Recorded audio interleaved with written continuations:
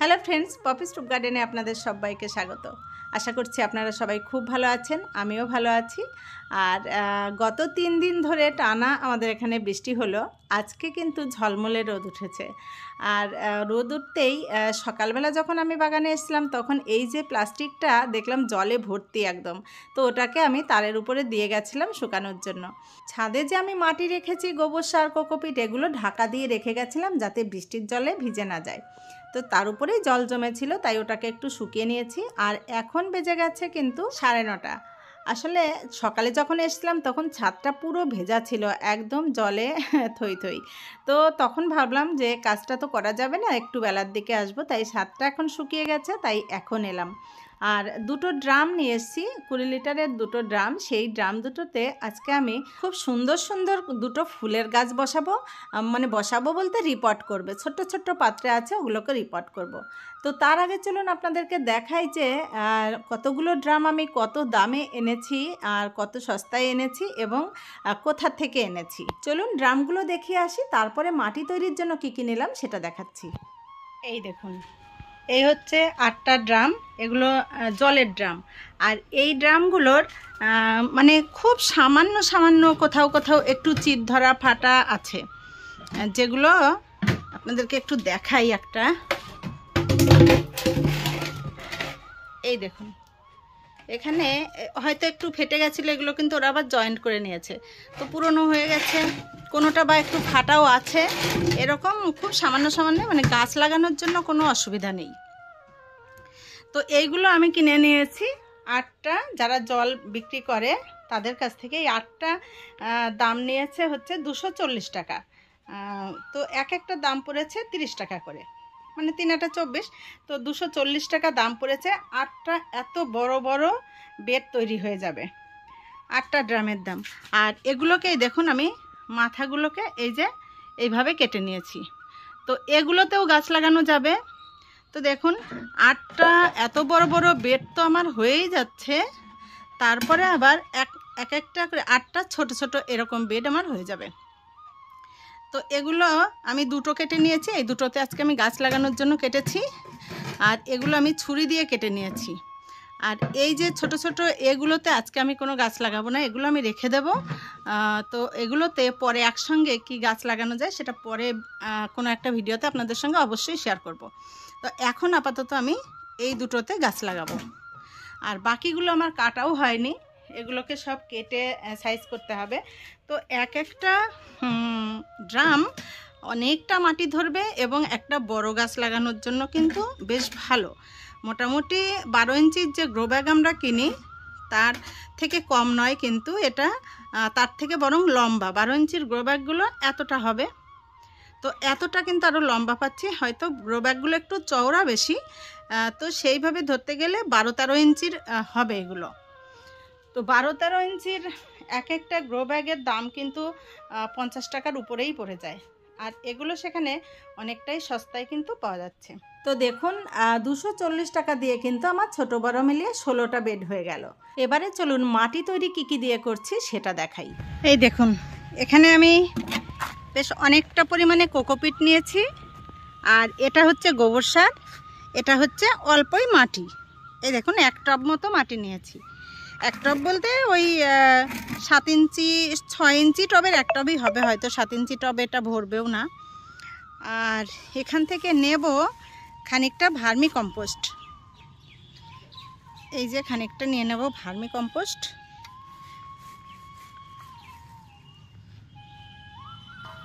এইটুকুই থাক, কারণ গোবর সার আছে, অল্প দিলেই হবে। আর এখান থেকে দেব 1 মুঠো হাড় গুঁড়ো, 1 মুঠো শিংকুচি, আর 1 মুঠো দেব নিম খোল। ব্যাস, নিম খোল আর একটু বেশি দিই, এই যে এইটুকু। এবারে মাটিটাকে আমি ভালো করে মিশিয়ে নেব। আর এই দেখুন এখানে আছে গার্ডেন ওয়েস্ট। এই গার্ডেন ওয়েস্টগুলো দেখুন অনেকটাই পাতা টাতা সব ঝাড় দেওয়া, পচেই গেছে। তো এটা খানিকটা আমি এই ড্রামের নিচের দিকে দিয়ে নেব। তো চলুন আগে এই মাটিটাকে খুব সুন্দর করে মিশিয়ে নিই। তো যাই হোক, ড্রামগুলো তো দেখলেন 240 টাকায়, কিন্তু 16টা বেড কোথাও পাওয়া যাবে না। সে আপনি বাজারেই যান আর অনলাইনেই কিনুন না কেন। গ্রো ব্যাগ তো আমি অনেক কিনেছি, সেগুলোর কিন্তু বেশ ভালোই দাম। তো আপনাদেরকে দেখানোই হয়নি যে কি কি গাছ আজকে লাগাবো। এই দেখুন, এখানে যে দুটো গাছ আমি নিয়েছি, এই গাছ দুটো হচ্ছে আমার ছাদে অনেক দিনই আছে, আপনারা হয়তো আগেও দেখেছেন। তো ওদের জায়গাটা আর কি, ঘরবাড়ি একটু ছোট হয়ে গেছে, একটু বড় ঘর দেওয়ার দরকার। সেই জন্যই এই ড্রামগুলো আজকে নিয়ে এলাম।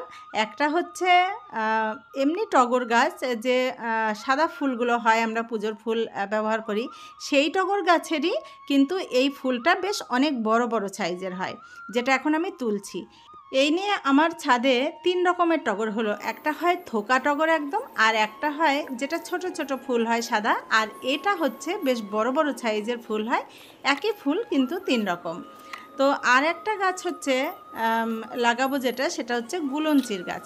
আমরা গুলঞ্চিই বলতাম, আর এখন কাঠটগরও বলে ওটাকে। এই যে এই গাছটা, তো এই গাছটা একদমই একটা ছোট পাত্রে ছিল। এটার রিপোর্টটা আরও কিছুদিন আগে করার দরকার ছিল, কিন্তু নানা ঝামেলায় হয়ে ওঠেনি। এখন এটাকে করিয়ে দিচ্ছি, কারণ মাঝে মধ্যেই বৃষ্টি হচ্ছে। এখন যে কোনো গাছ রিপোর্ট করলে কিন্তু মানে নষ্ট হওয়ার ভয় নেই। তো এই গাছগুলোকে তোলার সময় পেছন দিকে বা গায়ে একটু ঠোকা দিলে কিন্তু উঠে যায়। তো এই গাছটা এমনভাবেই বসে গেছিলো যে উঠছিল না, তাই আমি ছুরি দিয়ে সাইডগুলো একটু ছাড়িয়ে নিলাম, তাতে কিন্তু খুব সুন্দর উঠে গেল। এই দেখুন, গাছ দুটো আমার বসানো কমপ্লিট। তো এই গাছটা ছিল একটা, এই দেখুন, এটা হচ্ছে 7 ইঞ্চির একটা টব। এই যে 7 ইঞ্চি, আর এটা হচ্ছে 8 ইঞ্চির টব, একটু ছোট বড়। তো এই 7 ইঞ্চির টবে ছিল আমার ওই গাছটা, আর আমি শেকড়ের কোনো ক্ষতি করিনি, একদম আস্তে করে বসিয়ে দিয়েছি। আর এটা তো খুবই ছোট একটা টবে ছিল, ওই যে 4 ইঞ্চির 4-5 ইঞ্চির একটা টব হবে। ছোট্ট টবে গাছটা ঝিমিয়ে যাচ্ছিল, এত ছোট জায়গায় হতে পারছিল না, তাই এটাকেও রিপোর্ট করে দিলাম। তো দুটো গাছই আমার এই ড্রামের মধ্যে দেখুন লাগানো হয়ে গেল, কি সুন্দর। আর এটা এই ড্রামগুলো এত সুন্দর যে এটা এখন দীর্ঘদিন এইভাবে থাকলেও কোনো অসুবিধা নেই। কারণ এই ড্রামে আমি যে গাছটা চারা করে লাগিয়েছিলাম, এই দেখুন, এখানে ওই একই ড্রামে কিন্তু দেখুন আমি গাছটা লাগিয়েছিলাম, এটাও আমি চারা তৈরি করে নিয়ে লাগিয়েছিলাম। তো এই গাছটার চেহারা দেখুন, শুধু মানে তাকিয়ে থাকতে ইচ্ছা করে, এত সুন্দর হয়েছে। আর মাটির তৈরিটাও একই সিস্টেমে করেছিলাম। তো অল্প দিনের মধ্যেই দেখুন গাছটার কি সুন্দর চেহারা নিয়ে উঠেছে, এই জন্যই আমি ওই ড্রামগুলোতে দিলাম। পাশের এই গাছটাও দেখুন খুব সুন্দর হচ্ছে কিন্তু। আর এই দেখছি কয়েকদিন যখন বৃষ্টি হচ্ছে, তারপরেই যখন প্রচণ্ড রোদ উঠছে, তখন গাছের পাতাগুলো কেমন একটু ঝিমিয়ে ঝিমিয়ে যাচ্ছে। তো এটা বাতাবি লেবুর গাছ, এটা দিয়েছি একটা 12 ইঞ্চির গ্রো ব্যাগে। তো এই দেখুন, এটা হচ্ছে 12 ইঞ্চির গ্রো ব্যাগ, আর এটা হচ্ছে একটা ওই 20 লিটারের জলের ড্রাম। তো এটার দাম কিন্তু, এটা আমি যখন কিনেছিলাম এটা 65 টাকা পড়েছিল, 64 টাকা পড়েছিল। তো 64 টাকার এই 12 ইঞ্চির গ্রো ব্যাগ, আর এটার দাম পড়ছে আমার 30 টাকা। তো আমার তো মনে হচ্ছে এই গ্রো ব্যাগের থেকে ওটার লাস্টিং অনেক দিন বেশি করবে, তার জন্যই আমি এইগুলো কিনে নিয়েছি। আপনাদের যদি এরকম কোনো সুযোগ থাকে তাহলে এইভাবে কিনে কিন্তু লাগাতে পারেন। আমার মনে হয় গ্রো ব্যাগের থেকে ওটা বেশি ভালো হবে। এবারে এইটার একটু ব্যবস্থা আজকে করে যাই। এটা দেখুন ঢাকা ঢুকি দিয়েছিলাম যাতে এই গাছগুলো আর বাড়তে না পারে। যে দিকটায় ঢাকা দিইনি সেই দিকটা দেখুন কত শাক হয়েছে।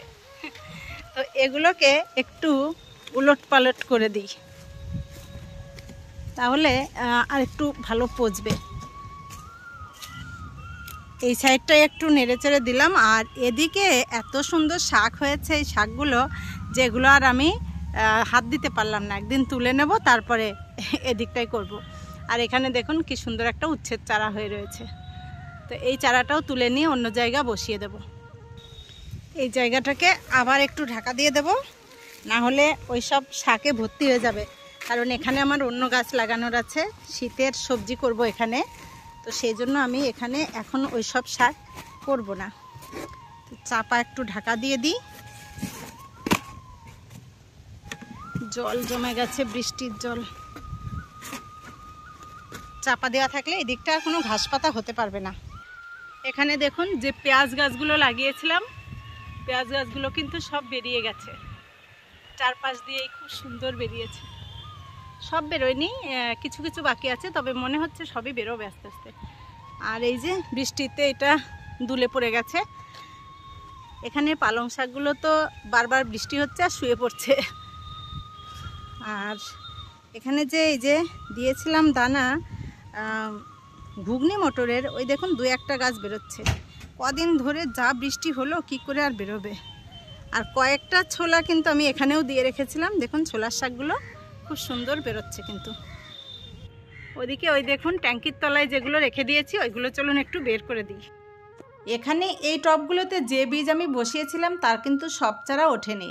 তো আমার এক বোন বলেছ যে সর্ষের দানা, মেথি এগুলো উঠছে না অনেক দিন লাগানোর পরেও। এগুলো কিন্তু আমারও সব উঠছে না, সর্ষের দানাটা তো নষ্টই হয়ে গেছে, কেন বুঝতে পারলাম না। আর এখানে উঠেছে শুধু পালং শাক আর ছোলাটা উঠেছে, বাকিগুলো কিন্তু এখনও দেখা মেলেনি। কয়েকদিন ধরে আবার বৃষ্টি হচ্ছে আর ট্যাঙ্কির তলায় রেখেছি, তবুও দেখুন জল ঢুকে গিয়ে মাটি একদম ভেজা। অনেকগুলো ঢেঁড়স হয়েছে, এই দেখুন সব ঢেঁড়সগুলোকে তুলে নিই।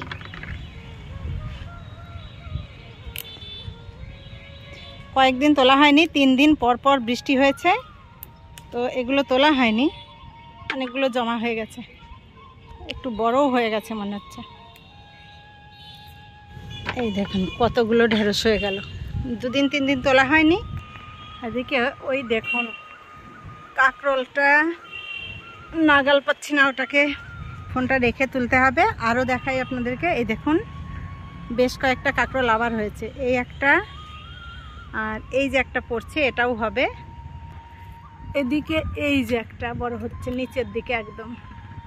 আর এই দেখুন সেই আমার আখ গাছ পাশেই, আখ গাছ কিন্তু জ্যান্ত আছে, মনে হচ্ছে হবে। তো চলুন কাঁকরোলটা পেরে নিই। এখানে আমার যে গাছটাই লাগাই না কেন লতিয়ে লতিয়ে সেই উপরে তার ধরে নেয়, আর তারপরে ওরা এত উঁচুতে উঠে যায় যে আমার নাগালের বাইরে চলে যায়। আর কাঁকরোল কুঁদরি সবই নিতে গিয়ে আমাকে একটু যুদ্ধেই নামতে হয়।